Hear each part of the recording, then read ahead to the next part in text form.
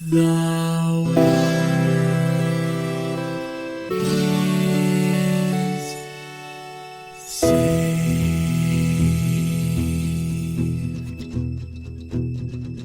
The living room's dark, save for light being cast from the big TV screen and the imminent sunrise that's teasing the one starry sky with whispers of morning. Hello, my friend. Stay a while and podcast. Wait weeks for that. Weeks.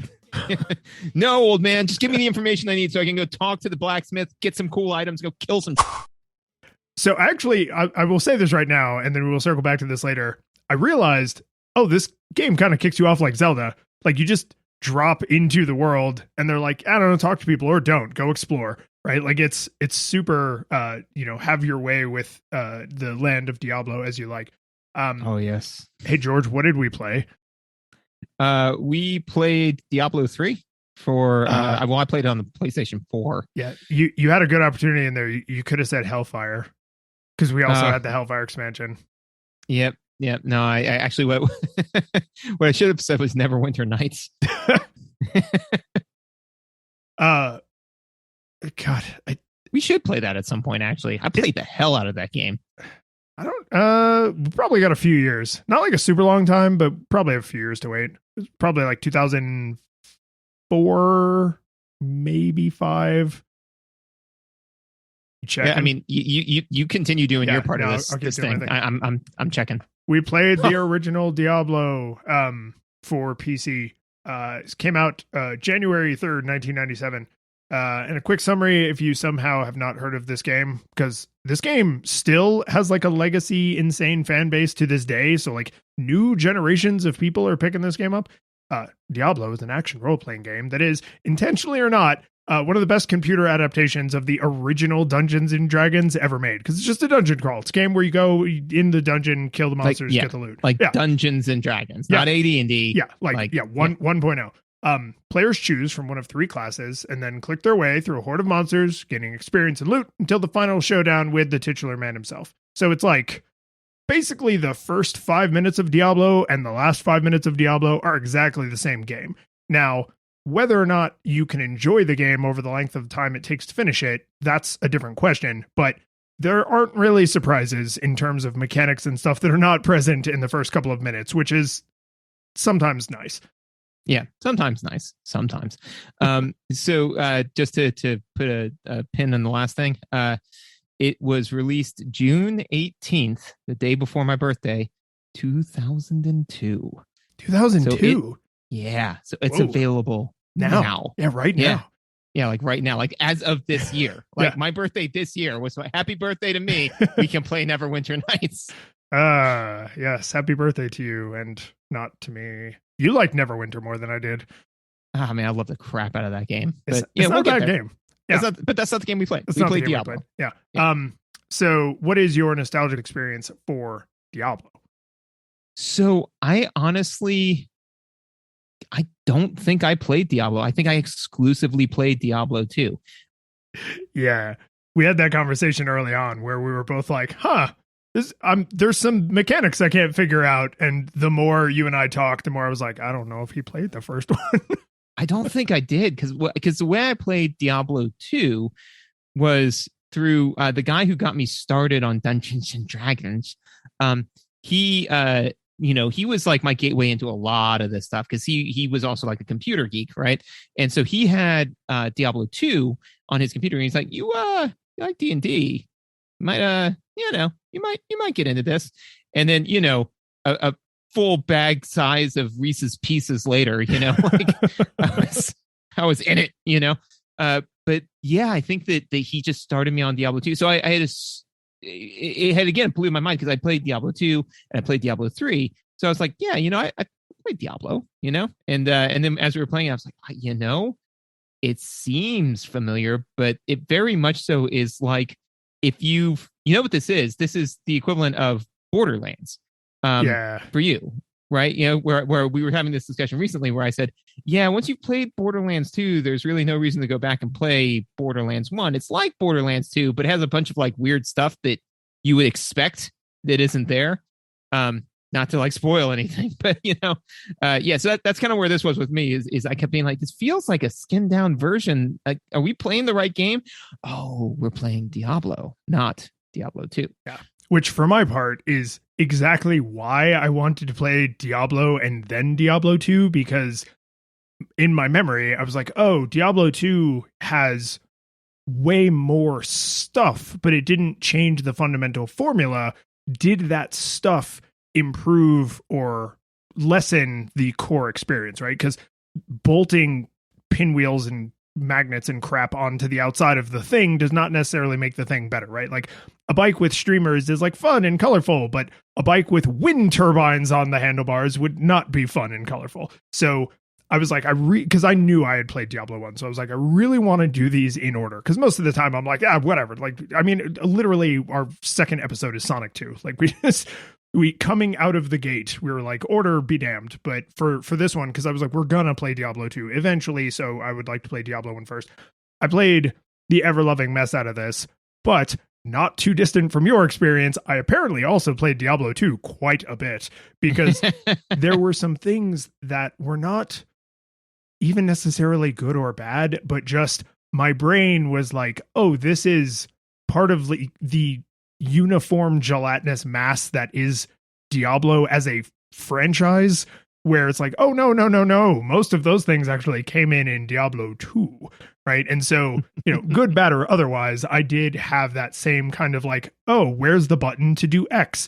Or how do I get into the menu that lets me configure this? Where the hell is my skill tree? Right? Like all these things that are just not part of Diablo 1. And spoiler, I didn't love every addition to Diablo 2. So I'm not saying that these things not being there is universally bad, but there were a lot of those moments, even though I thought I was more sure of the game we were getting into. I also had a fond memory for this game. This was one of the few games that I ever felt like I leaned into the like PC experience of it, where I remembered using they're called character editors, but for some reason the name they chose for them is trainers, where you can you can extract your character file, screw with it, and then reinsert it into the game. So like change your stats, change your class, change how much gold you have, right? All the stuff you would expect. But for some reason, that entire class of mods is what you would call them now. We're all called trainers. So it was like a Diablo character trainer. And I couldn't remember that name. And then I was looking around on some forum and somebody used that word. And I was like, yes, that. Where can I download one of those that will run on modern Windows? Nice. Yeah, no, actually, I didn't get into that type of thing until way later, until actually Borderlands 2, where doing that type of stuff was way more involved. Yeah. But, so because, I was dealing with a PlayStation 3 at the time, and yeah, getting the information off of the PlayStation was in and of itself a bit of a chore, and then getting into the software would change, but it was worth it to make the ridiculous character I wanted to make. Yeah. Well, and I mean, Borderlands is an action RPG. It's in the exact same genre as this, right? Like kill stuff, get loot, get stronger. And once you've done that enough times, maybe for some people that's after the first playthrough, maybe for other people it's after the 1,000th playthrough, but eventually you're like, what if some insane bullshit, right? And then like, thank God these programs exist to let you live out these insane fantasies. And I've actually learned about myself personally over time is that is my final phase of the game. Yeah. It's like master play it, break it. Yeah. And you're like, I mastered it. Now, what if I, do this weird conflux of things? If I have this perfect magical item that perfectly matches this perfect stat build with this, that, like I because it becomes a puzzle game at that point, It's like, what if I max all these things? Neat. I'm done now. Yeah, I'm with you on that. Like that usually means you are wringing the final drops of entertainment out of it. And for some people, that may be a tidal wave, right? That they may get huge amounts of enjoyment out of that, but that's probably on the end of the experience, right? Whether it's 30 minutes or 30 years, like it would be weird to then go back in that like session to being like, now I'm going to play normally again. And it's like, but why? You need like some space at least. So shill we shall. If you like what we're doing, you can, of course, follow us on all the socials, links and crap in the show notes. We really love it when people reach out on Twitter and ask for games and stuff. I stream most of the games we play on Twitch, so if you want to see some of the behind the scenes ahead of recording, you can do that. If you want to go a little bit further, you can leave a rating and review on Apple Podcasts, I guess they call it now. Or you can just word of mouth recommendation to a friend. I think those are always the most valuable. It's like, hey, you would like this. Go listen to it. And then if you really want to go nuts, you can support us on Patreon and help us keep the lights on. And if you do that, you get the after show. Everybody gets the after show, which is just bonus content, sometimes about the game. If you spend $1,000, we'll do a 100-meter foot race. Oh, yes. Yeah. This is like the first one I think I'm like ready to agree to. Yeah, 100% in on. Yeah, no, totally. We need to figure out where in the shilling we fit in my $1,000 tier now. Yeah. But this is a new thing. I would say it has to be after we shout out our supporters that we're about to shout out, right? Yeah, because we don't currently have anyone at the $1,000 tier. Right. Yeah. Okay. Yeah. No, that makes sense. So we'll do that moving forward. See, and you could get more behind the scenes bullcrap like that by becoming a patron, right? Because we talk about that stuff.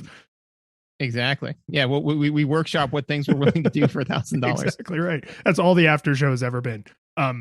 Prove me wrong. Give us $1. Go find out. Yep.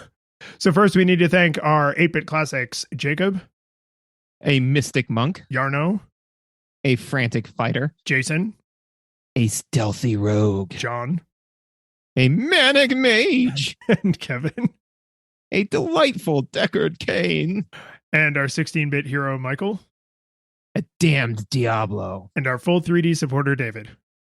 A hidden dropped item that you heard drop, but you can't really find. And maybe it's under the corpse you've covered up with it, but you've been looking at it with a mouse for about half an hour and you just can't find it. I think I know what one of your early notes in gameplay is going to be. Oh, no, I gave it away. First, we got to talk about how it looked and sounded. It looked like I couldn't find anything that dropped. So your gaming computer is a laptop, right? Yeah. And do you plug it into a television? Do you have a gaming monitor? Like what size screen were you looking at Diablo on?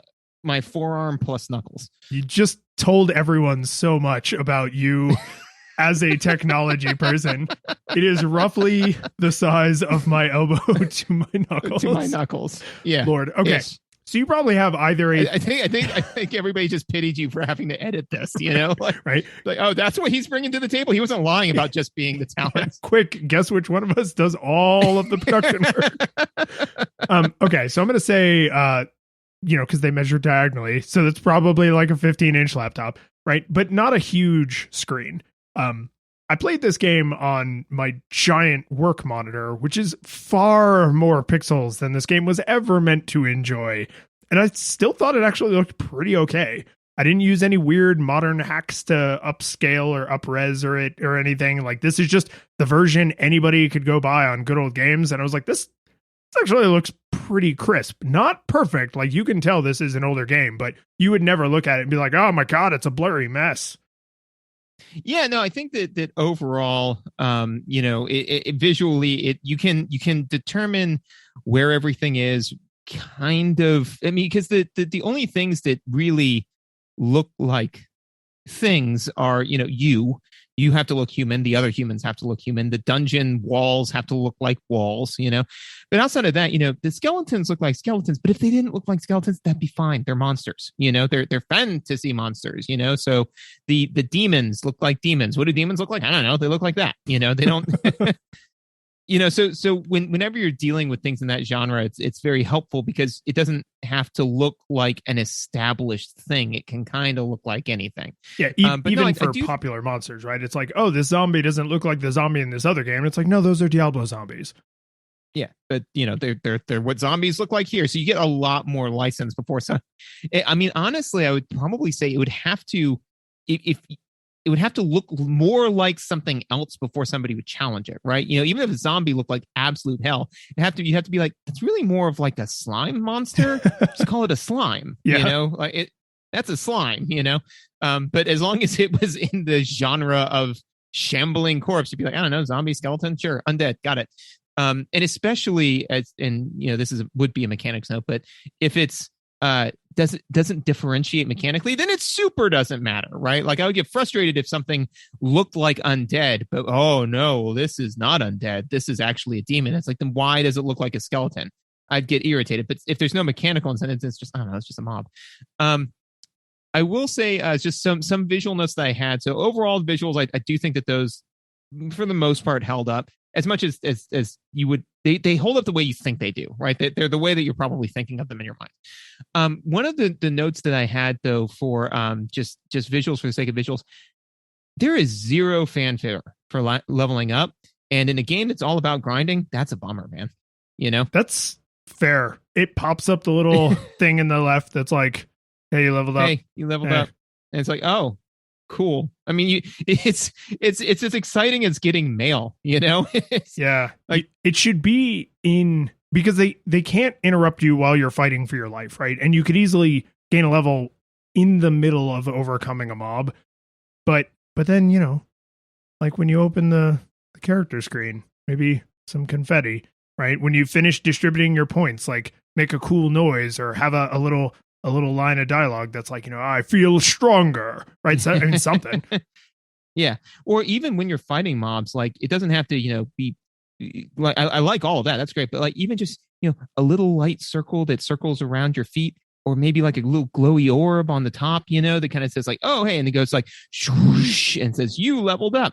One of the reasons why I think that is actually, first of all, again, like when you're grinding for levels, when that's kind of your core gameplay, right? You want as many things that make the happy chemical in your brain when you do the thing, which is gaining levels. But on top of that, all of your hit points and mana come back, which is mechanically important, you know? So if you're in the middle of slugging it out with a bad guy, you're like, I don't know if I can make it. And you drop one of them and you level up in the process, your tactics will completely change. But you could very well miss that fact that you suddenly went from having like 1/4 of your health to full health, unless, you know, if you're focused on the tactics and not darting your eyes all over the screen to try to figure out what's going on. So I felt that was disappointing. Yeah. And I would say a designer might have argued, well, your health and mana suddenly replenishing is the fanfare, right? Like, because they have these cool little, the status bar at the bottom of the screen, the omnipresent, you know, status bar is actually like super iconic, right? So like the health is like a demon with a big like glass orb on its back as red, and then the mana is like an angel, I guess, or like a paladin sort of thing with like big wings, and it's blue, right? And so, which I spent way too much time trying to figure out the symbolism there. Way too much. Yeah, right. Yeah, it does raise some questions. But I mean, as you get hurt, the thing becomes, you know, clear because the liquid is draining out of it. So when it suddenly refills, that is a momentous thing if it matters in that moment mechanically. But if not, there's no, it's the exact same animation as when you drink a potion, right? The liquid just fills back up, and it doesn't even like slosh in and out. Like it just, the level is instantly higher or instantly lower. So it's, yeah, this is such a weird thing, I think, to like gripe about, but you're totally right. Is eventually you would have to, you know what it is because I think the thing you're grinding for after the fairly early part of the game is not levels, it's stuff, right? And so when a weapon comes flying out of a treasure chest or comes flying off of a corpse and it smashes to the ground, and it like different categories, I guess, of things make different noises when they strike the floor, like that's still not very spectacular visually, but like that's the fanfare, right? It's like they dropped a thing, ooh, what is it? But yeah, gaining a level is like, Yeah. And it's funny when you say getting the health and mana is the fanfare. One of the things that we'll talk about in mechanics is that in Diablo 2 and in most games, mana regenerates. It does not do that here. It does not.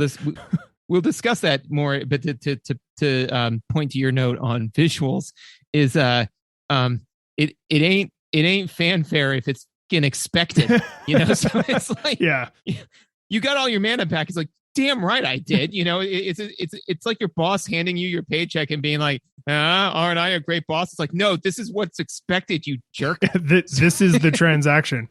Yeah, this is what we're doing. So it's funny that you mention the sound effects of things flying off and dropping, right? Many things have many different sound effects for drops, and those things are 100% necessary because you need to be listening for whether or not things drop, because they can drop, kind of anywhere.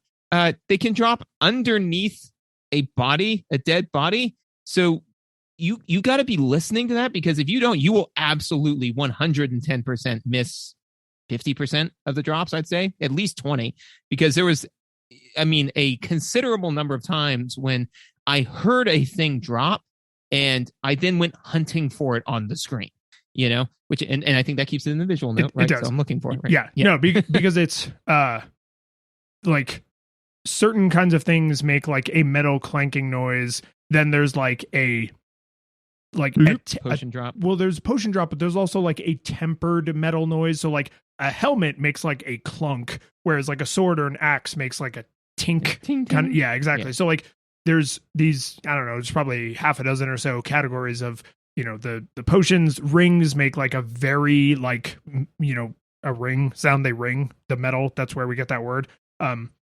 It's books and scrolls make kind of like a paper rustling noise. So like if you're a warrior and you're like, I have invested 0 in magic, like I can't use any scrolls, I can't use any spell books, I just don't care at all. Like you may actually learn to tune the paper rustling noise out and then not have your eyes suddenly frantically scanning. But oh man, if you heard a noise that you care about and then your eyes are frantically scanning, that can be a super frustrating experience.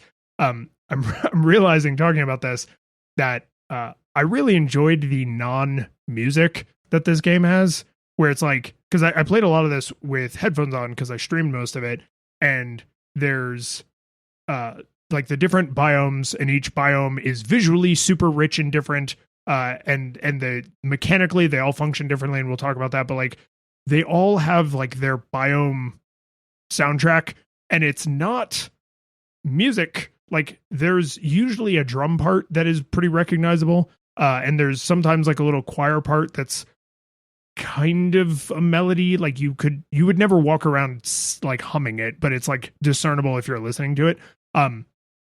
But now that I'm thinking about it, all of that music probably exists exclusively to not interfere with the an enemy dropped something noise. Yep, because that is critical. No, and so like we said, enemies drop things. It makes unique noises, which is very helpful. But literally at one point in the game, I'm sitting there, I'm playing it, and Megan just was walking through the room. A potion dropped underneath the remains of another bad guy, right? And this is earlier in the game where potions matter. I needed that potion, right? It's drugs. So only about 3 pixels of the potion were visible. So like I slowly, ran my thing because it was underneath the remains of a bad guy, right? And so I found it and I was like, okay. And so then I moved the mouse off because Megan was walking through and I said, Megan, come here for a moment. There is a potion on this screen right now. Find it. And she could, it was Where's Waldo, man. She couldn't, she couldn't do it. And I was like, no, don't feel bad. I couldn't do it either, which is, and we can, I'm just going to throw this in there. What I was used to is in Diablo 2, you hit tab and it highlights everything like Christmas, that. And so I kept thinking like that has to exist. Right. And I didn't look it up, but I just decided that it didn't exist. And I believe that I am correct. But yeah, so Diablo 1 has the search spell, which highlights things. And if you're the monk, right, you have the search skill. Right. That. So poor choices. Anyway, so yeah, all of that. The only other notes I have for visuals, for the sake of visuals, is the map is 100% necessary, man. Like that thing. And a lot of games play this way. I'm kind of on the fence about it in general. Sometimes it bugs me, sometimes it doesn't. But is that basically, I'd say half of the time, I was just navigating by map. Like I wasn't even looking at my person. I looked at my person when I was in combat. When I was exploring, I would I was basically navigating by map, which, arguably puts you more in a metagame context than a game context. But I don't think that narrative is really what they're driving here, as strongly. So I don't think it's as important that you be in the mix. I don't know. I don't have a strong opinion about it, but I did notice it. Yeah, I generally don't mind if I'm navigating by map right up until I realize that I'm doing it. And then I'm kind of like, right? Because the series that actually made me realize this was modern Final Fantasy. Modern Final Fantasies are visually incredibly beautiful, rich environments that you are not. Did you say they're hallway simulators? Yeah, they are. Right. But the thing is, the world looks massive and expansive. And the way you know to not pointlessly bury your face into an invisible wall is because you can see on the map, this is the part you can actually walk on. Yes, the map is 25 times wider, but you just have this like little narrow strip. And so starting probably with like Final Fantasy 10, I bet, on the PS2, I just learned to navigate by map. And it took me a long time to realize that I was doing that. And then when it finally clicked, I was like, that's why these beautiful worlds like are meaningless to me, because I'm not looking at them. Right. And Diablo has this exact same thing. The critical difference that doesn't eliminate the problem, but I think lessens it slightly, is it's like a superimposed overlaid map. So since you are always in the center of the screen and the map is overlaid on top, because it's an isometric camera, right? So you have that Final Fantasy Tactics Fallout 1 sort of camera. It's Sonic 3D Blast, the progenitor of good isometric camera. Yeah. Oh yeah. It's a great game. We did a podcast on it. We did. Everybody should listen to us praise it for 3 hours. So two-parter. having the map be overlaid means like it's kind of sort of a morbid comparison, but it's like when you fire a pistol or a rifle, like you technically are looking at the sights, right? And then like not at the thing, you're looking at the sights on the gun, right? And this is kind of like that. Like when the map is overlaid, you're sort of looking at the map, but at least the world is like right on the other side of the map. Whereas in Final Fantasy, it's like, no, I'm looking at the bottom like 5% of the screen way off in the corner, and it's sad. Well, and also too is that the map is a button hold away from not being there, right? So I mean, that's the things you turn the map on and you're like, okay, you walk around and you're still, to your point, looking at the main part of the screen, and you just turn the map off. The only other I've got two other minor notes. One of them is again with the visuals, and this is I can't let this go, which is some of the death animations I felt look like the enemies are dropping stuff, like so they'll fly apart. Yeah, they burst into pieces. Yeah, because they burst into pieces. So like, especially if I hit and two things die, and then I hear a thing drop, but they burst in pieces. I'm like, well, crap, and now it's like, I don't know. I guess I got to search inside of their weirdly deep orc box to find out where it is. So that bugged me. The only other minor note that I have, and I don't know what this note means. I just wrote it down, and now I want to share it with you because I don't know what I was thinking when I wrote it down. But I said, monkey walks like they're constipated. Don't know what to do with that. I think what class were you playing as? I was playing as the warrior for most of it. Okay. I did technically play as all of them for reasons that we'll get into, but he kind of walks, tensely. Oh, monk. That's what I meant. Monk walks like he's constipated. Yeah. That makes more sense. Yeah.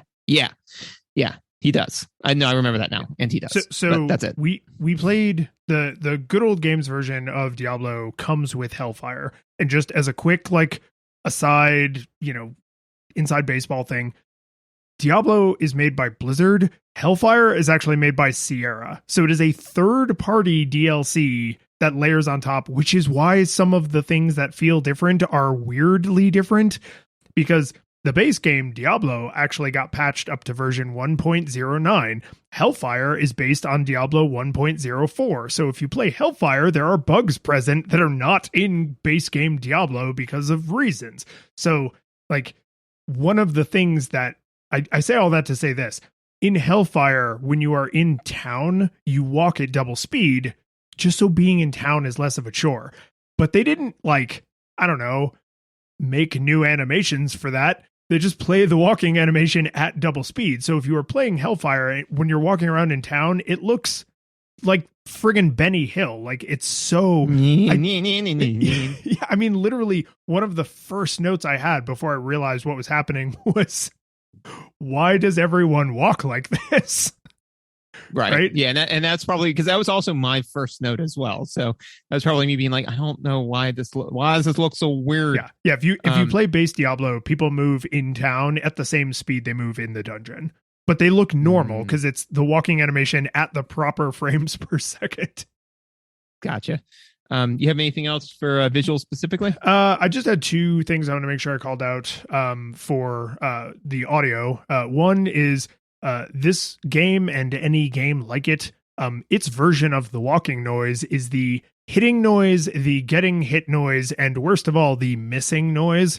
So, yeah, for whatever reason, they thought it would be fun and entertaining if when you start, like you don't have a very high to hit, so you miss a lot. And for some insane reason, I literally do not understand and don't have the ability to suss out without doing research, it's way worse in multiplayer. So I played like 90 minutes of multiplayer and I probably heard the "you missed" sound effect 1,000 times. I mean, that's a bummer. And everyone in chat was just like, oh yeah, this is one of the weird quirks about multiplayer. Ha ha ha. And I was like, this is not any fun. The point is to kill monsters and get loot. And I am literally unable to defend myself. What kind of hero am I? So those noises get super repetitive, but by the time you are further into the game, there's spells going off, enemies have ranged attacks, there's traps going off, right? So like there's enough other noise that you're not just hearing like tink tink tink tink tink bones, right? Like the first couple floors are like that, but then eventually there's like more cacophonous nonsense going on. So it's not quite as bad as Donkey Kong Mario walking noise. The voice acting is like so B-movie. Like it's not good, but it's great. And I love it to pieces. And then I wanted to just give a nod to the visuals. Like when you put on certain kinds of equipment, like character looks different, right? Like heavy armor looks different than like medium armor, which looks different than light armor, right? When you have a helmet, like different helmets look different. If you have a sword, it looks different than when you have an axe. And I know that sounds a little silly, but like the loot, man, like when I put on my first set of magical plate mail, I want to see that. When I get a magical tower shield, I want to see that. When I get a new staff that has like some cool spell effect, I want to see that cool spell effect, right? Like otherwise you're just playing a tabletop game where it's all theater of the mind. Like I want to see like this cool armor looks like this cool ring looks like that, this cool spell has this huge area of effect. And they do that. Like they deliver on quite a bit of variety. When and that's the thing is that, you know, back in this time frame, I mean, nowadays that's just, it's obvious, you know, obviously that happens, but you know, back in the day, you know, yeah, you got the +7 sword as opposed to the +1 sword, and it just looked, the icon looked different when you looked in your inventory, but I mean, your sword looked the same, you know. So it is good that this was around the time ish when you started seeing more and more of the, hey, if you equip a different weapon, it looks different. And now, you know, if could you imagine if in Dark Souls you equipped a different weapon and it didn't, you know, it just looked like your generic, you'd be like, what's happening? There are still some JRPGs, the Tales series still will do that just armor swapping, but now that's actually more of a choice in and of itself. But yeah, no, to your point, right, is that it was important that they make that choice, and they did. Well, and this is something that I didn't understand as a kid. That is, we are doubly right to expect this from a PC game. Because like you got all this storage space, you got all this processing power. You're not trapped on some tiny disk or, God forbid, on a cartridge. Like, if you're going to make me buy a computer powerful enough to run your computer game, like you had better do something with all of those resources. And they do. Yep. Gameplay mechanics? Yeah. Where would you like to start with what I assume are some pretty strong feelings about a few choices they made? Because I was trying to disorganize or disentangle and organize my notes, and I couldn't do it. Like each thing I felt strongly about is so tightly coupled to other decisions they made that I had trouble getting these in order. So please, for the love of God, set an agenda. I'm kind of in the same place where I'm like, I don't know where to start. I'll start with my strongest opinion, which is the one that screwed me the hardest. The saving systems, it just it just is, like it is.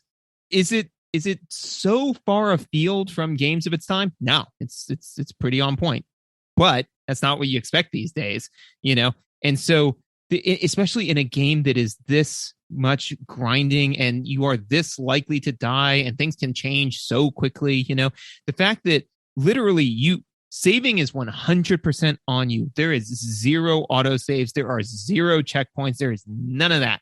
If you do not save, you are screwed, to the point where you can literally be an hour into gameplay, die, and it boots you back to the main screen so you can ostensibly load your game. But if that game doesn't exist, load is just blacked out and it goes like, yeah, man, start over. I'm like, seriously? I mean, I remember just like my blood running cold when I saw that and just being like, an hour, it's gone. So I mean, and that's why I say that I technically played as all of the classes, because what happened to me, and we'll get into the details of each of these things, was I was like, I'm going to play as the monk. I consider myself to be a monk. We've done a bunch of hand-to-hand training when given the opportunity. I want to play the monk, so I'm going to play as the monk. And so I did that, got an hour in, died, and everything was just gone. And I said, it all went dark. Well, yeah. And I said, well, that happened. So I was like, okay, well, you know what? Since I'm playing this to review the game, I will try a new class. So I logged in as the mage, and I was like going around doing my thing, and then it's about maybe 20 minutes in, half an hour in, when because I went and talked to people and did all sorts of stuff, and kind of got a feel for it. I was like, mana doesn't regenerate. What? With a spellcaster? Get that garbage out of my office. So then I went back in again and settled on the warrior. And then that's where I did the rest of my playthrough.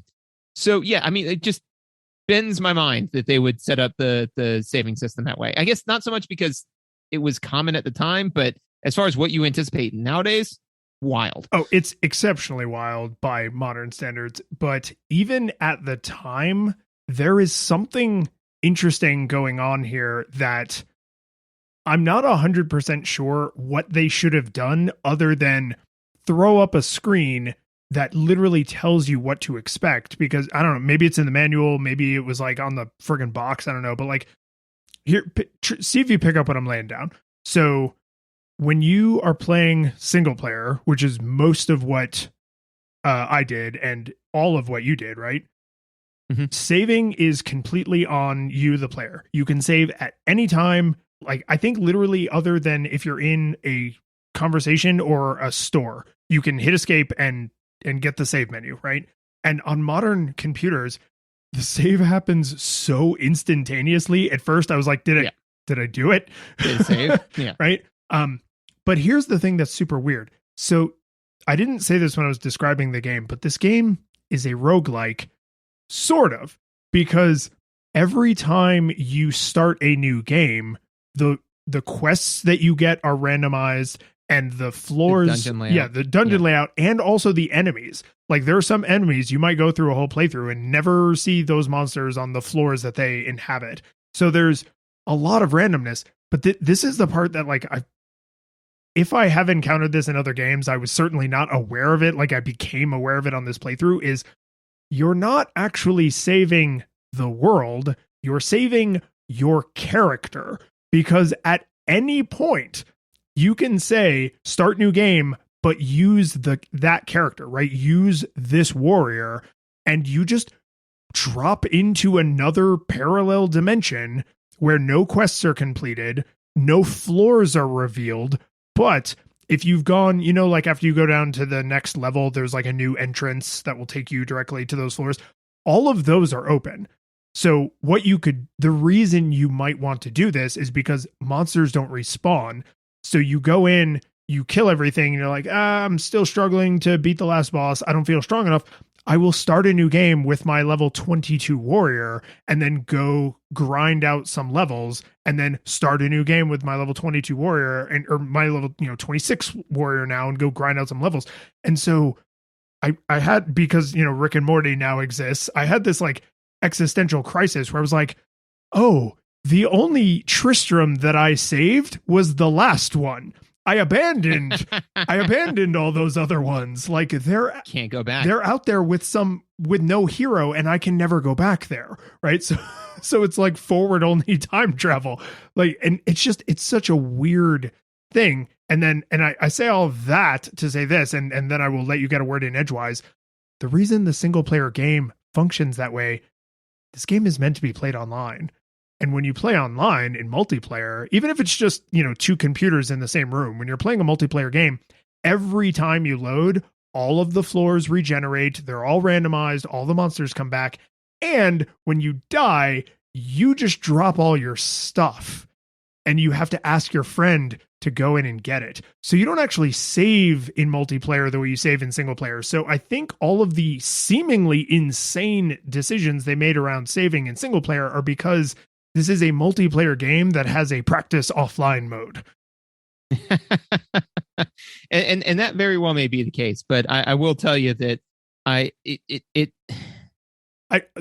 in no way defending this. Autosaving existed by this time in history, so like this just still straight sucks. But like, I think that's how they arrived at this insanity. Right. Well, especially because, autosaving and allowing you to save whenever just adds some degree of redundancy, right? So it doesn't have to be an either or, it can be both. And on top of that, what ended up happening with where I kind of got to the point where I was like, fart noise, done, was I saved myself into a corner accidentally, like I just didn't have the potions, and I was like, I don't have any potions. Let me just save real fast. And then there was a bad guy off screen that I didn't see, and he just came barreling at me, and I could not outrun him, and I tried 3 or 4 times. I was like, I might be able to thinking my way out of this, or just get to the point where I just roll all 20s, they roll all 1s, and I statistically kick their butt. But I mean, I don't see it happening, so I'm good, So the fact that they, again, put all of that on the player to be like, man, figure it out, is really punishing, and so did not care for that. Well, and that's the weird brutality of your character's relationship to the narrative. Is the way to deal with that would have been to start a new game using that character, because then you load in town. Right. And so, but all the quests are now uncompleted. You have new quests. All the floors, that you've already been on are now all refilled with monsters, which for me, when I was grinding in the back half of the game, was what I wanted. But like, if you don't know that is the way that entire mechanic works, which the game does nothing to explain to you. And I'm sorry, this game came out in 1997. Nothing about the phrase start a new game implies using your former character. Like, there's such a massive like leap of logic you have to make. And even after I understood it, I tested it a few times to see if it was really working the way I thought that it was working. Cause it's just like, I have no memory. I mean, it's probably because I mostly played this game online when I was a kid, but like, I was like, I have no memory of single player working this way. This is bananas. Yeah. So that too, and maybe all of this makes sense through the lens of multiplayer. Just to touch on it again, mana doesn't regenerate. That is, again, kind of, I think, a gimme, especially if you're going to be. I mean, to me, the point of mana is it creates a difference in kind in play, right? In the sense that instead of just walking up to a bad guy and click, click, click, click, click, click, click, click, dead. Click, click, click, click, click, click, click, click, dead. It gives me something to break up that monotony, right? And so the idea is that the breaking up of that monotony should be able to be done at a certain frequency. And the way to modulate that frequency is how fast your mana regenerates. That to me is kind of the purpose of that. It's like, you can do a fun mini move or a super move, but you can only do it so often, right? So the fact that I went in with my wizard and or sorcerer, warrior, I went in with my sorcerer. Right. I went in monk, right? Monk came in Hellfire, right? Okay. I was like, I swear I played. Nah, dude. It was you the whole time. You're still in the game. That was just, again, I was like, oh, well, then what's the point of any of that? That I just wanted to cap cap that. Well, and I will do you one better, because when you go talk to Pippin, the healer guy, he will restore your health for free. And so I think I literally said out loud on stream, "Oh, that means if I go and talk to the witch, she will restore your mana." Nope. Nope. There's just no. Mana is more precious than health, apparently. Yeah. I mean, it seems like mechanically they wanted warrior is the easiest class, rogue is like the middle difficulty, and then sorcerer is the hardest. But I feel like the way they chose to make sorcerer harder was not just by limiting how safe they are in the labyrinth, but by also making it just literally more of a pain in the ass to interact with the world. Right. And so also too, I kind of understand why they would do this, but I didn't like it, which is there's no fast travel, right? There's no fast travel of any kind except for the ruins, scrolls, whatever, right? That teleport you back to town. But those are a limited resource, right? So what that means is that, and they're from what I could tell, very limited. Like in the time I was playing, I only got a handful of them. You can, I think, starting fairly early, if not literally from the beginning of the game, you can buy them from the witch. Oh, okay. Well, then I did not observe that. And it's a learnable spell, but you got to find the book randomly. Right. Anyway, so the reason why I mention it though is that actually, if that's true, if you can buy them from the witch, then that fixes this problem. The only difficulty then is that you have to know that you can buy them from the witch.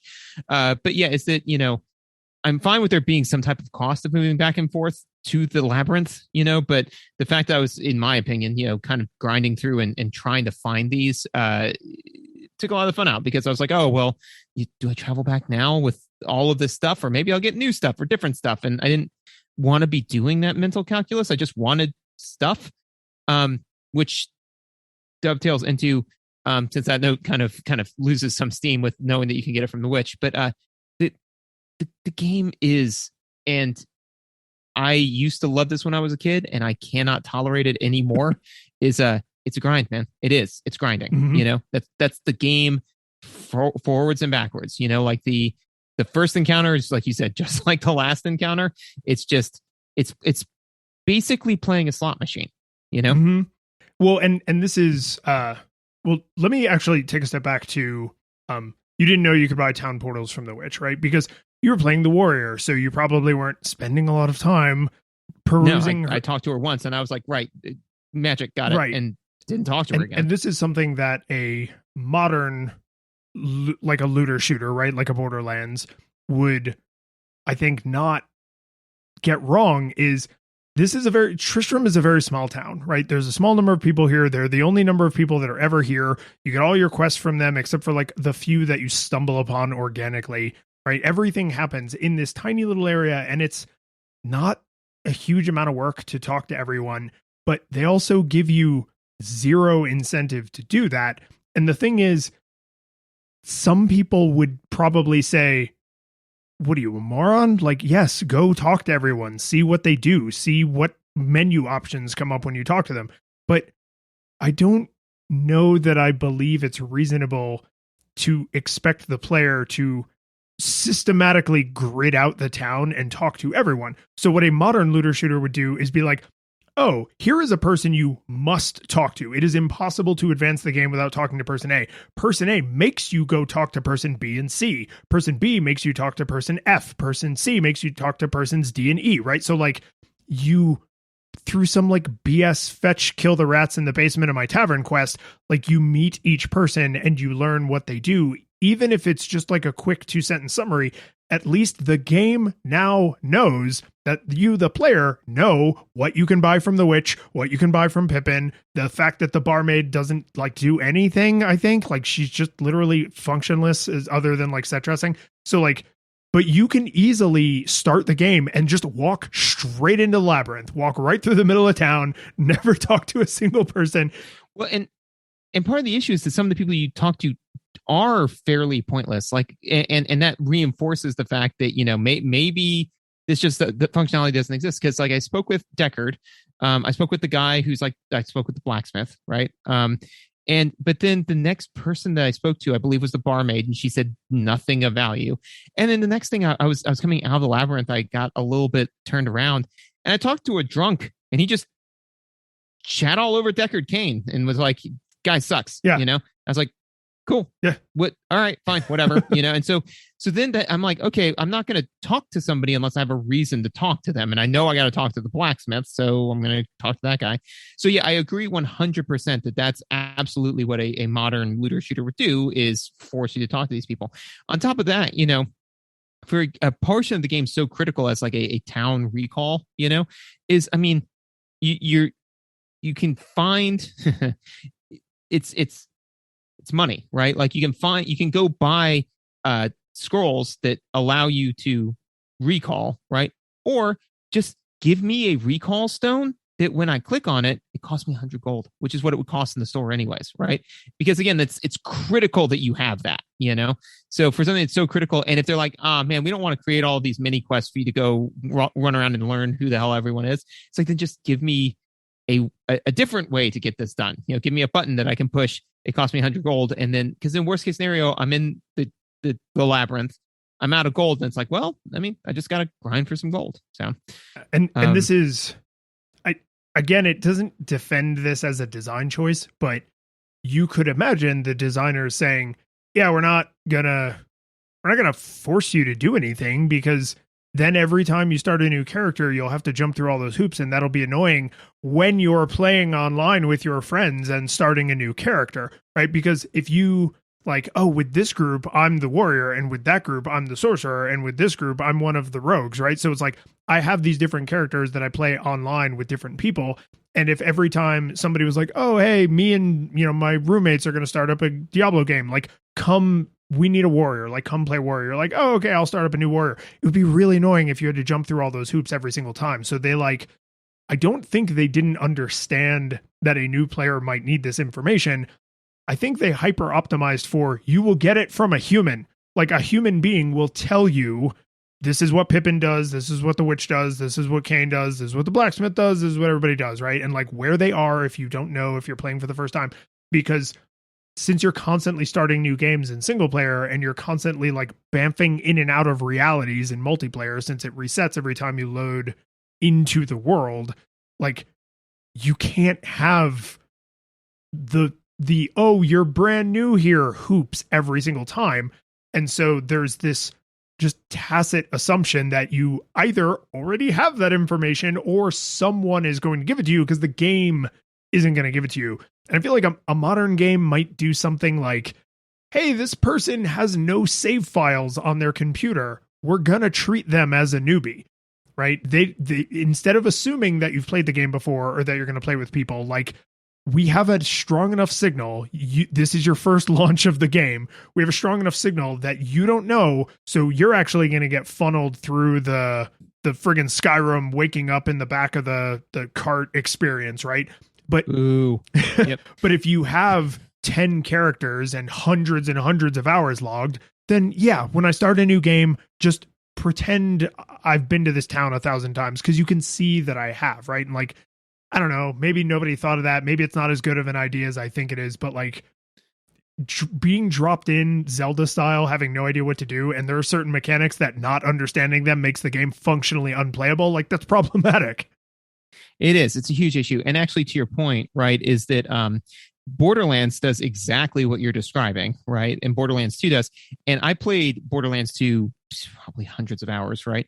And I played many of them online with friends. And not only did you have to do the learning where everyone is quest for your first time, you had to do it at like levels at the new game plus and the new game plus.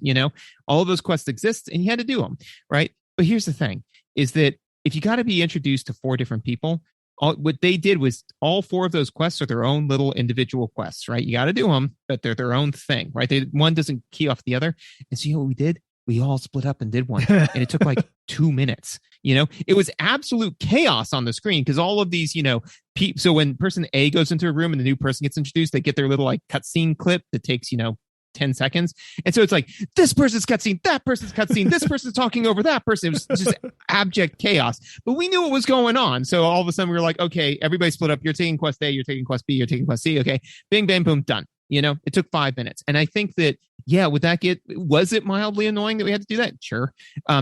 Was it good that we did it? Because I don't think we would have ever gotten to that point, because because we would not have understood how to play the game.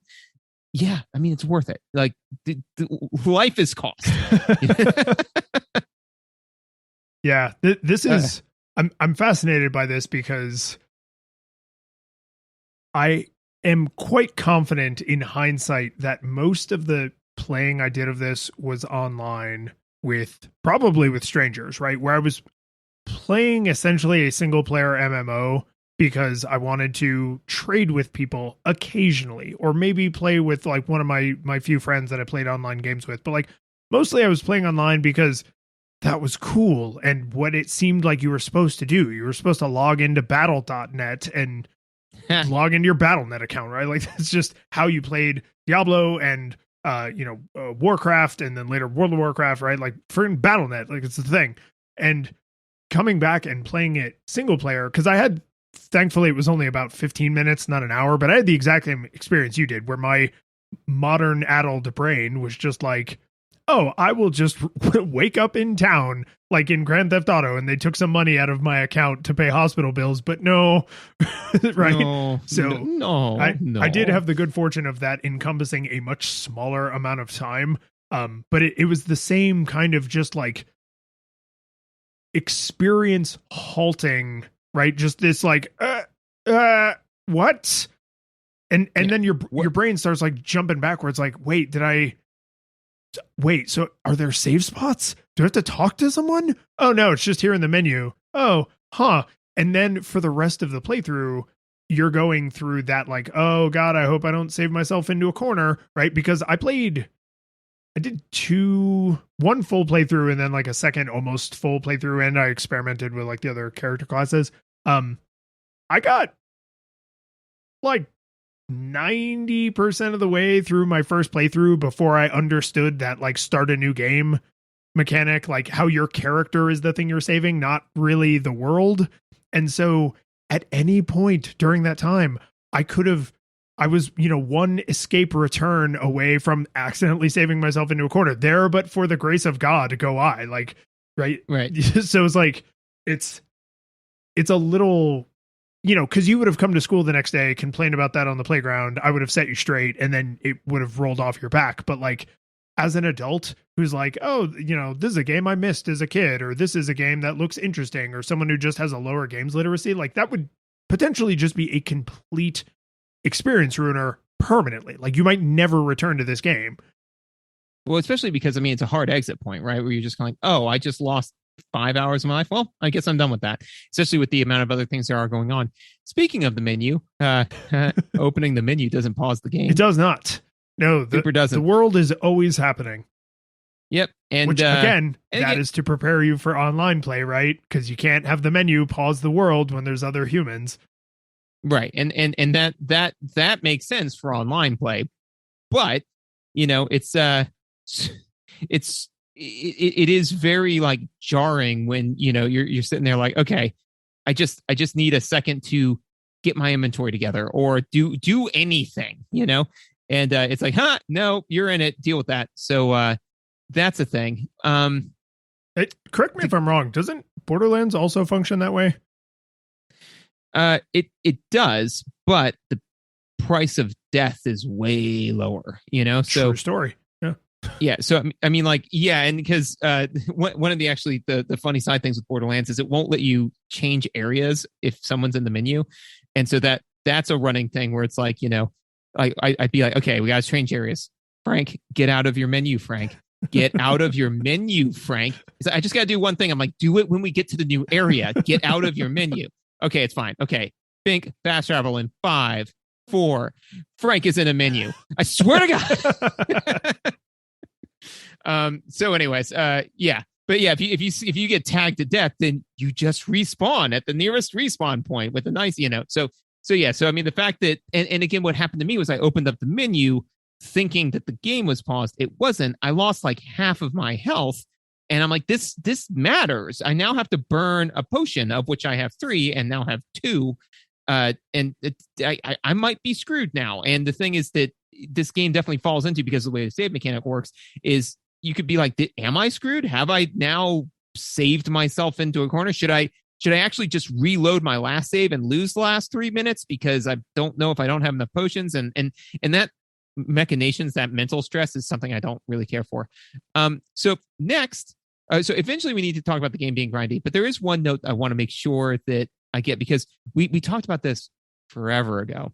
So in the 7 core game aesthetics, right? There's, narrative, challenge, all that kind of stuff.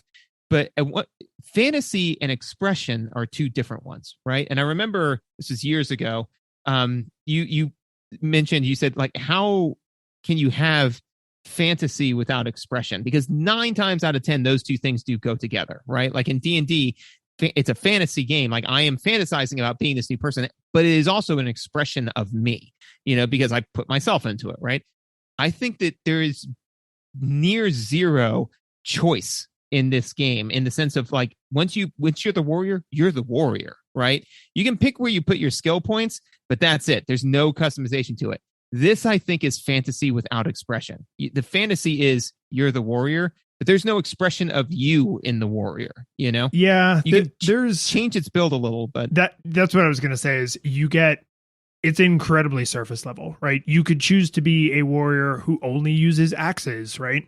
You can choose to be a warrior who only uses 2-handed swords, and that's like part of your thing. And I do think the artwork and the kind of way those dice end up getting rolled does invite some projection. Like, haha, I'm not the warrior, I'm Conan the Barbarian, right? I'm wearing no armor and I only use 2-handed swords, right? But like, because some of the more narrative rich those expressive decisions are, you would be tanking your mechanical optimizations, right?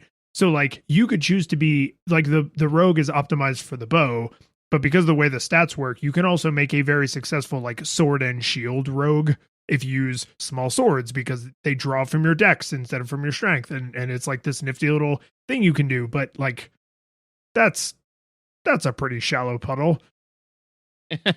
Well, and also too, I would make the argument that, I mean, with most games, you can project an aesthetic onto the game that the game does not enforce. Half of this, so podcast. I mean, like, exactly, right? So I mean, that's the thing, is that when all of a sudden you're playing a game and you say, I've decided that my version of Mario was actually raised by green Koopas, therefore he does not stomp on green Koopas, but the green Koopas blood enemy are the red Koopas, so I will destroy every red Koopa. I won't just bounce on them, I'll spin pound them into the ground and turn them into coins. So, I mean, you can do that, right? Like, you can project a narrative onto there, but the game doesn't do that, right? So, and I would actually say that the game disincentivizes that, because you could say, I'm playing Conan the Barbarian. I mean, and you probably will, till the game drops a really sweet axe. And then you're probably not Conan the Barbarian anymore, are you? Maybe now you're the axe warrior, Yeah, it's like a kid Ned Flanders, like, I'm Dick Tracy. Get back here, Prune Face. Now I'm Prune Face. Get out of here, Dick Tracy. Now I'm Prune Tracy. Prune Tracy. Yeah. So, if you're cool flitting between fantasies super fast, then maybe it's okay. I mean, I'm just imagining, like, because they have like that kind of short sword. So you're like, yeah, I'm Conan the Barbarian. Like, I'm chaotic good, fighting against the law, but for the righteousness of mankind. Check out this cool machete. I'm Jason Voorhees. I mean, this is compared to modern looter shooters. I think the fact that the genre is now kind of colloquially called looter shooters tells you a lot about what has changed, right? Because they are like, this type of game, the kill things, get stuff, has very much moved in the direction of real-time gun stuff, right? So first person, and lots of range because you're using explosives and firearms. Fun fact, and I swear to God I already knew this, but somebody mentioned it in chat unrequested, so this doesn't count as research. Yeah. This game was originally going to be turn-based. No, sorry, shouldn't have sworn on that one. That wasn't worth it. But anyways, but it happened. No, really. So that's in case you want to use the other take. Use take 6. The isometric camera, the kind of like plotting way you move on a grid, like those are all artifacts of the fact that the game was originally going to be turn-based. It's very, very Fallout 2. Exactly, right? Like you could almost imagine someone was like, "Oh, I'm going to make Diablo." And it's like, "Oh, how are you doing that?" It started as a mod for Fallout, right? Like, because it's so close, like in terms of the aesthetics and the way you interact with the world and stuff. I think what they got in return for stress of like the real-time system is like, oh, this is like action packed and I'm in it and I have to manage my potions and I have to manage my mana. And when I open my inventory, the game doesn't pause. Like that's what they bought. The price they paid was grinding. Mm-hmm. Just click, and yeah,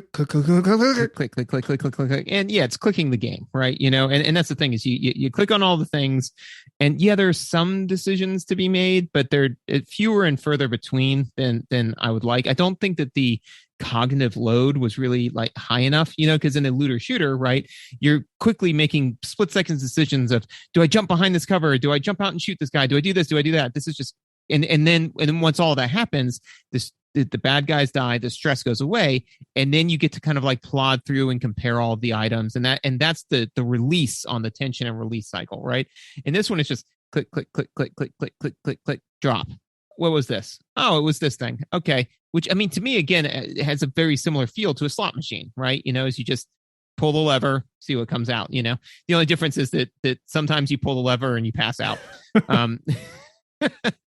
But yeah, so, and that's the thing is that honestly, I don't know when this lever flipped in my mind, but I have zero tolerance for grinding these days, you know? Like, the minute that I realized that the only thing about the game is extrinsically rewarding, not intrinsically rewarding. Like, I don't enjoy clicking the thing. I enjoy the thing clicking the thing gets me.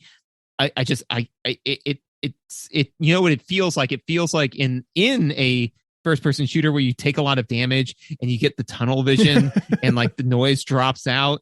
You know, that's what happens when I start playing a game is I'm on death's door where I'm like, I can't find a piece of me that gives a crap. Close.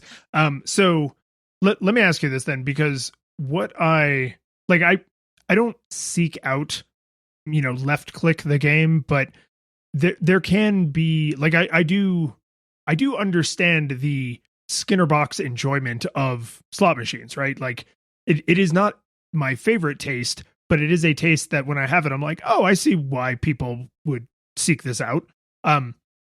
What I think is weird about Diablo 1, not just compared to the later Diablos, but the way that the direction this entire genre ended up kind of going in, is there are a lot of mechanics in this game that would potentially allow you to try interesting tactics or rethink your entire strategy, the whole way you approach the world.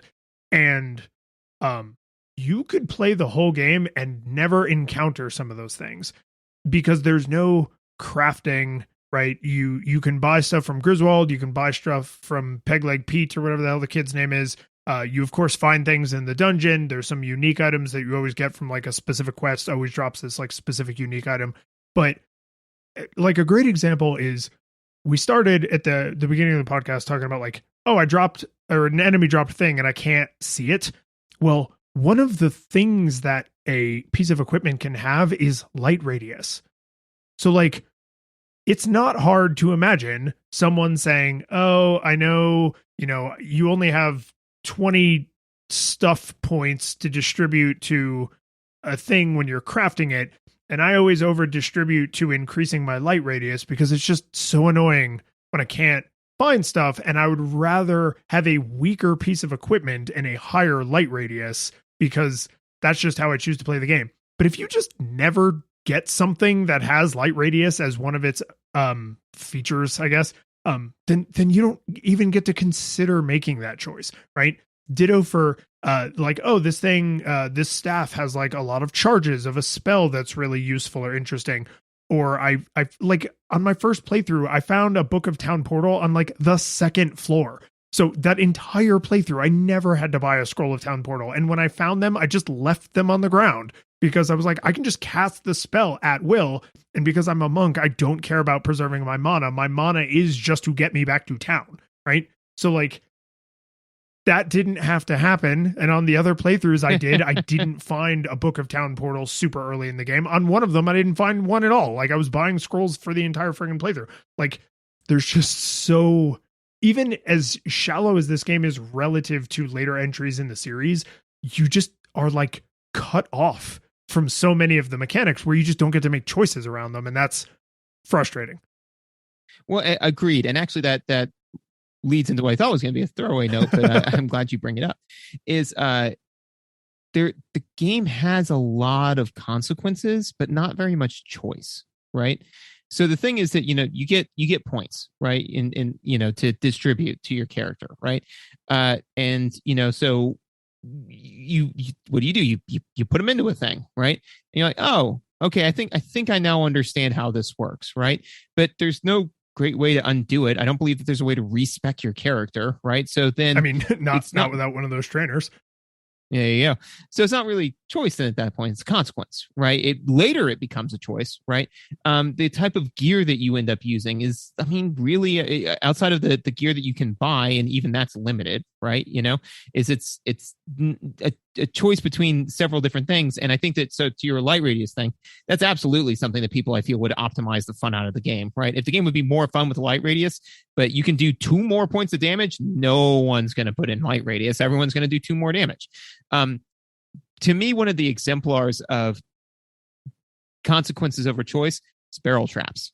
I don't like, like when the barrels explode. There's never a legendary unique item in a barrel. No, there isn't, but there's always stuff, and stuff can be sold. Right. So that's the thing, is that to me is I'm like, okay, so, and but the problem is that when the barrels explode, there's no counterplay. There's nothing that I can do. There's no spell that I knew of. No spell that I could put on that would make me immune to barrel explosions, right? There was no, I mean, like outside of like just general armor, right? There's no way to prevent the damage.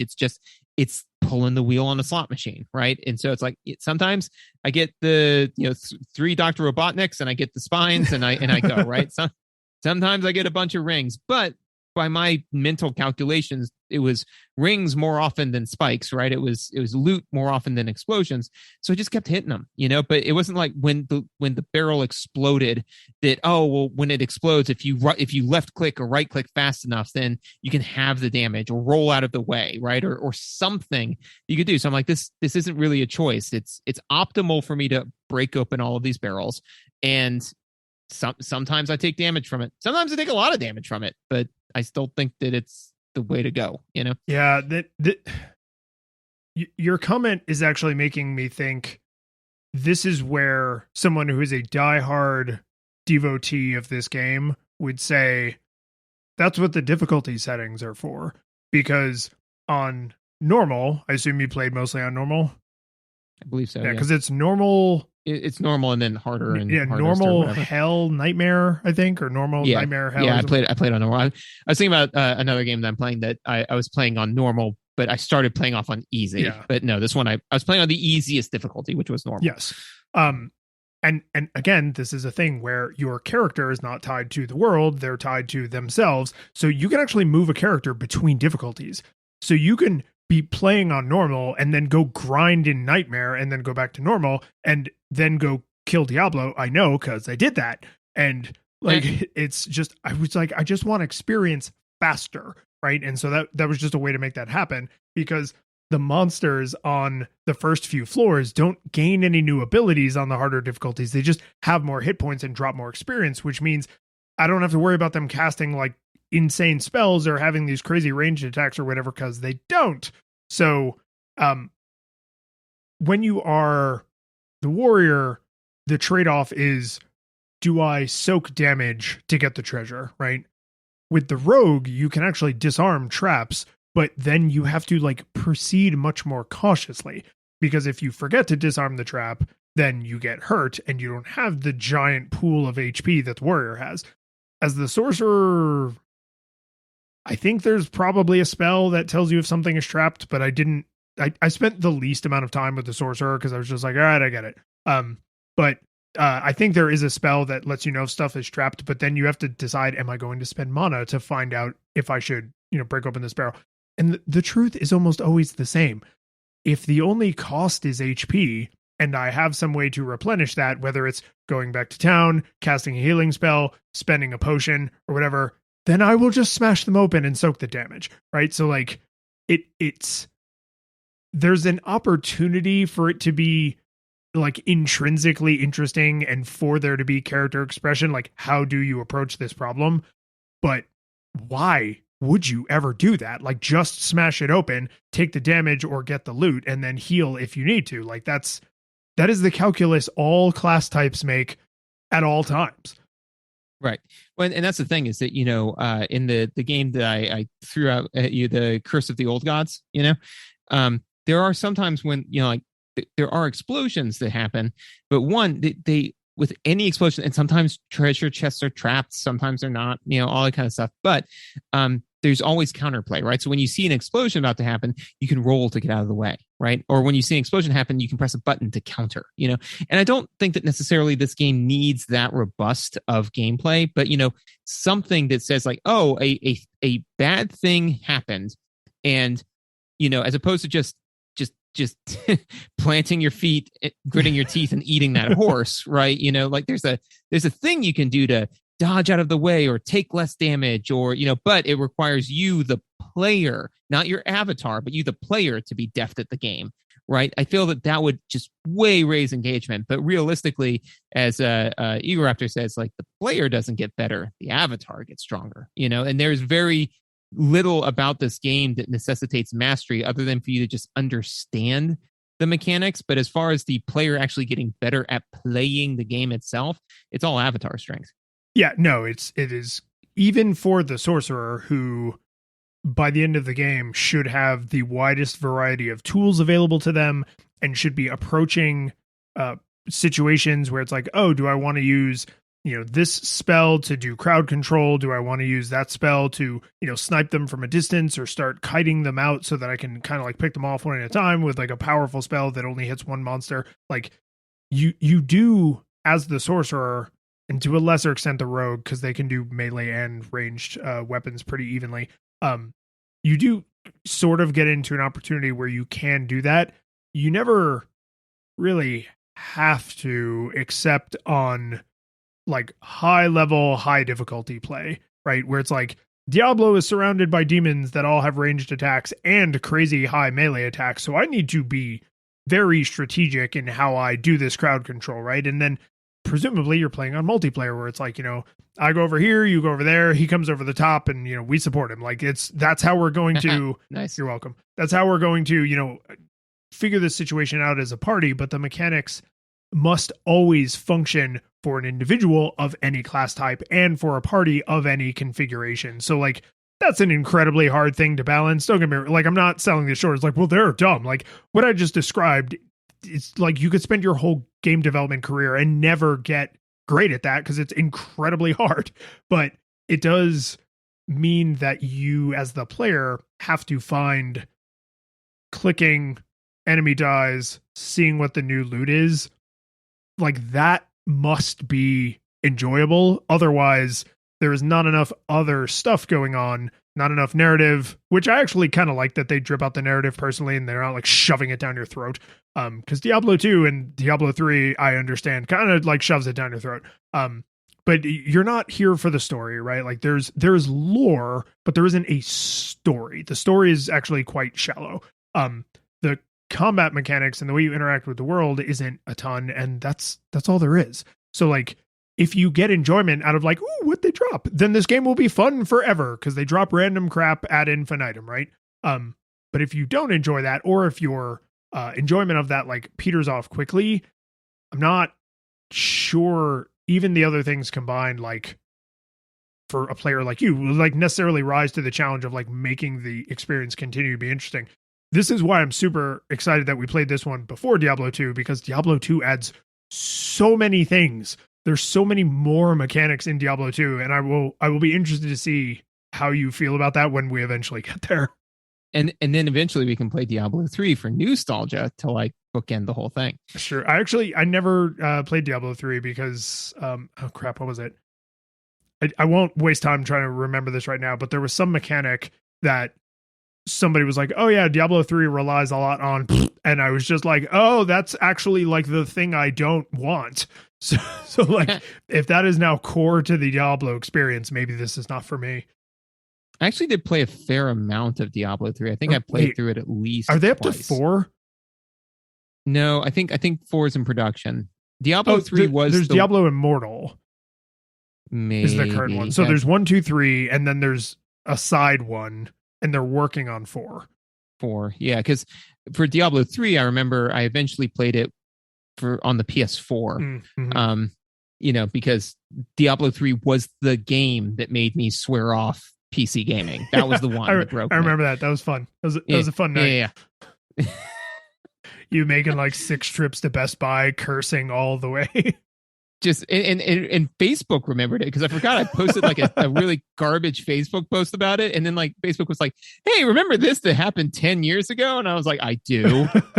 Thank you. But anyway, so it actually feels like a good lead-in. What do you think, man? Did it hold up? I do have to share this one last fun fact, just because it came up in my life in a super weird way, which was this game was ported to the PS1, but the save for Diablo 1 on the PS1 took up an entire memory card.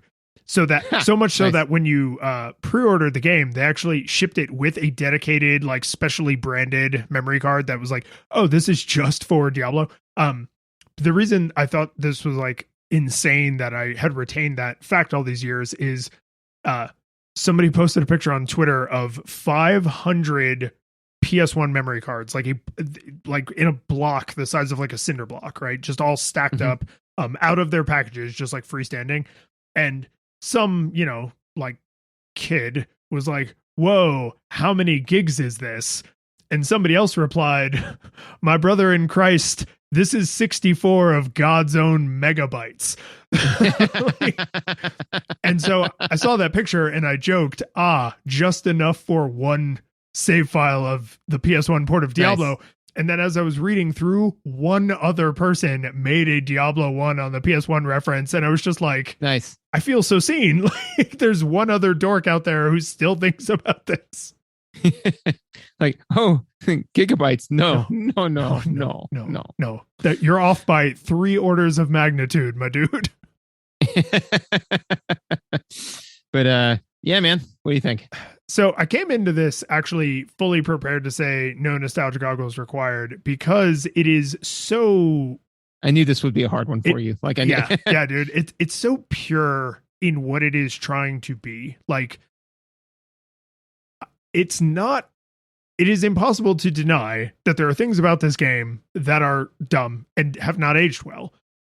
It is also impossible to deny that basically this entire genre is like a reskin of this game. Like they made fundamental decisions at this time in history for this game. And I honestly don't know if this was the first game like this. I'm sure it's not, but it was certainly the most popular, right? Like every action RPG looter, click get stuff game is like just a Diablo-like, right? They're all kind of, derivatives of this because it was so incredibly popular. And there is some like mindless enjoyment around the simplicity of it. You're not juggling a complicated skill tree. You're not worried if you put your, oh no, I put the warrior's level up points into strength. Was that the right choice? Yes, of course it was. You asked, like, there's very little concerned second guessing, right? Up to and including abandoning the dimension you're in to go power level in a new dimension, right? So like the stakes just feel kind of low. And in a game that is like so dark and bloody and very 90s and it's Doom-esque, like, oh, wouldn't it be cool if this thing exploded into a volcano of blood? It's like, yeah, but whatever, like, whatever, right? Like, it's just, it's cookie clicker, right? You remember that on Facebook? Like, it's cookie clicker, cow clicker. Like, you literally click the cow and it keeps track of how many times you clicked it. And that's it. There's no trick. There's no secret lore. The game is just who clicks the cow more. And in a lot of ways, that is kind of what Diablo 1 is. But if you enjoy the little thrill of like, oh, I got a thing, I can't wait to see what its abilities are. Yeah, it actually holds up exactly the way you remember it. If that is the drug you're chasing, right? If this is a small batch alcohol that was brewed only in your hometown and you just grew up with that taste and you still like it, even as an adult, like, yeah, it's exactly what you remember. My one caveat, which I think is slowly just going to become par for the course for PC games, is get one of those sweet fan mods that adds in a bunch of quality of life improvements, things like you have a permanent stash where you can save equipment for your other characters. Things like talking to the witch replenishes your mana. Things like widescreen support, right? Just like, you don't need to play the original. It's okay to like have those little quality of life things. So as much as it pains me to say it, I'm going to give it a nostalgia monocle. But man, if, like I said, if you grew up with this weird local flavor, like, it's exactly the way you remember it. So for me, I was coming into this full ready to give it full nostalgia goggles, right? You know? Did I bring you up? So I'm gonna give it a nostalgia monocle as well, but with an asterisk, right? That's fair. You came in pretty hard. Yeah. Because I want what everyone will have to do is sometime later this year we will play Diablo 2, right? You got to go listen to that episode, and I will then my asterisk is this will either go up or down depending upon how Diablo 2 goes and how it plays into this, right? Because there are enough, because what I'm struggling with is I'd like to say, like, what I want to say is full nostalgia goggles, don't play this game, play Diablo 2. That's what I want to say, right? But I'm viewing it through nostalgia goggles, right? Because we haven't played it yet, you know? So I'm trying to remember what I thought Diablo 2 was. And to me, Diablo 2 is this game, but with all of the quality of life improvements, right? You know? So don't go out and play a mod, go out and play Diablo 2, right? But that being said, is that you are correct. It does have a skill tree. But the thing is that I would enjoy the skill tree because to me, I think that one of the things that I remember enjoying about Diablo 3 and I remember enjoying about Diablo 2 is the added expression that is given through a skill tree, right? So now to your point, right, it's like I'm not, Conan the Barbarian and like adding this additional narrative. Like I am a specific type of necromancer. This is the thing I do well. And part of the puzzle that I like about these types of games is what I want to go through the dungeon. I want to riggedy wreck everything, not because I'm playing on easy mode, but because I figured out the way, because I'm so smart to build a character that like really tweaked the damage or is perfectly aligned to my playstyle. So it may not be the best way to make the character. It may not be the solution to the solved problem, but the way I like to play the game, this is near game breaking because I'm good enough at playing it and I'm good enough at optimizing for my playstyle to do so. This game strips all of that out, right? But that being said, is that, until we actually go and play Diablo 2, I don't know if I'm like, well, maybe it's my own taste in these games that's gone down over time. It's not that Diablo 2 is the superior version of Diablo 1. It's just that, I'm viewing them all through nostalgia goggles. So the moral of the story is this nostalgia monocle with an asterisk, but go listen to our Diablo 2 episode. The curtain falls, the music plays, the credits roll, then it all fades to black, and you're left by yourself. The fanfare is gone, there's no player two there by your side to share victories won. But as you slowly progress down the hall to your bed, a few great events leak back into your head from the time that you spent traversing the land, battling evil, fighting the darkness, just sword in hand. Your memories creep in with the edge of a smile. You realize again what you lost for a while. You're gonna think back much less on how you saved the day. than on all the experience gained.